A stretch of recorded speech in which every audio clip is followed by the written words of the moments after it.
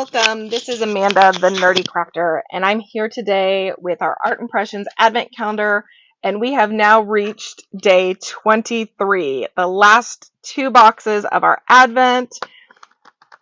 This is bittersweet. I'm so excited to be at the end of the road, but so sad that it's ending at the same time. So let's see what is in store for us today. And it is another beautiful tree. So we've received 2 different styles of trees. This is how I'm storing my stamps right now while we're working through this project, and this is just a photo frame from the Dollar Tree. And you can see we've got a smaller tree here and then just a branch, and now we have like a full Christmas tree. Now this one is about 1.5 inches tall.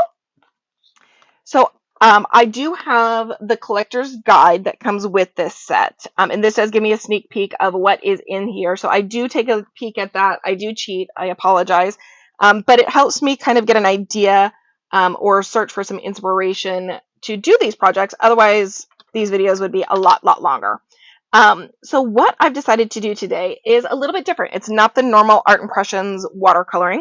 I found this picture here on Pinterest, and it's kind of more of an abstract. So it's got some purples, some blues, some greens, some yellows in it. So I think I'm going to go with this style. It's a little bit different than what I'm used to, but it is kind of pretty, and it, kind of spoke to me. So that's the style that I'm veering towards.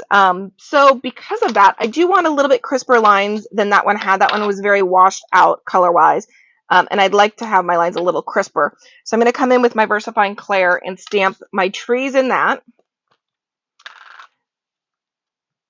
And then I will watercolor them out.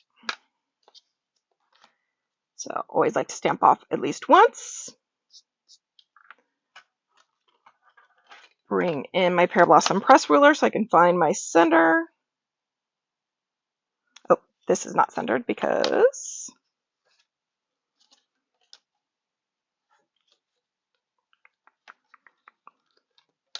oops, not as prepared as I thought I was.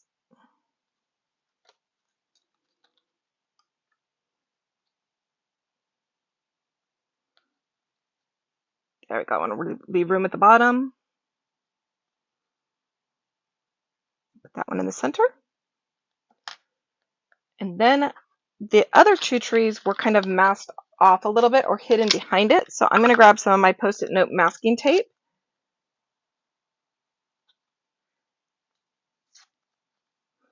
And this is what I consider sloppy masking.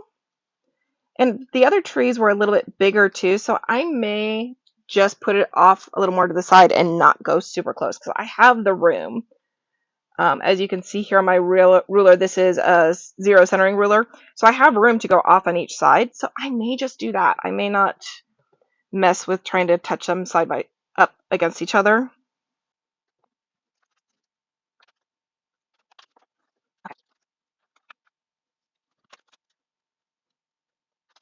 That did blur a little, so I'm going to put a strip over and restamp that once I decide what color to use. So again, we can always, it's just paper, we can fix it, it's no big deal.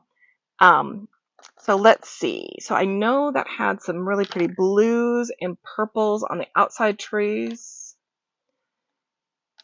The center tree had some yellow and green, along with some of the blues. So I'm going to go ahead and just let you listen along while I do the watercoloring on this.